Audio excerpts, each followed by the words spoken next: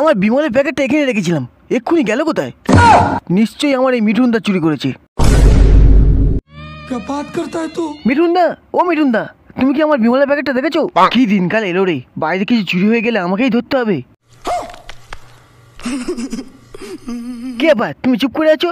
তার মানে তুমিই চুরিটা করেছো? ও ভাই মারো, মুঝে মারো। লজ্জা করলো না? ছি, ছোট ভাইয়ের বিমলটা চুরি করতে তোমার লজ্জা করে না? কেন তুমি 5 টাকা দিয়ে কিনে খেতে পারো না? আমি বিমল চুরি করিনি। এসব কি উল্টোপাল্টা বলছিস তুই? বিশ্বাস না হলে আমার পকেটে হাত দিয়ে দেখতে পারিস।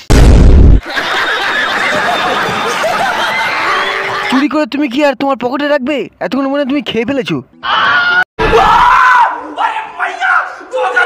কোথা থেকে পাবে জানি না, কিন্তু আমাকে এক্ষুনি বিমলের প্যাকেট একটা এনে দিতে হবে। আর যদি না দাও, আচ্ছা, এক্ষুনি আমি তোমার নামে পঞ্চায়েতে গিয়ে নালিশ করব, আর বলবো এসব কি দিনকাল পড়েছে। হ্যাঁ, একটু শান্তিতে বিমলও ঘরের মধ্যে রাখা যাবে না? যেখানে রাখবো সেখানে কেউ না কেউ চুরি করে নিচ্ছে। আর এরকম যদি চলতে থাকে তাহলে তো তোমাদের মতো বিমল খোরগুলো মাথায় চলে বসবে। শেষে দেখা যাবে বিমলের খালি প্যাকেটও যদি ফেলে রেখে দিই, সেটাও মনে তোমরা নিয়ে পালাবে। ঠিক আছে, বিমল চুরি হয়ে গেছে যখন আমাকেই দোষ দিচ্ছিস, কিন্তু আমিও প্রমাণ করে দেবো আমি বিমল চুরি করিনি। শরম করো, ভগবান সে ডরো, ভোসড়ি वालो, ভগবান সে ডরো। আর যদি আমি আসার আগে তুমি বিমলটাকে সরিয়ে ফেলো, তারপর তোমার পকেট চেক করে কি ছিড়বো আমি?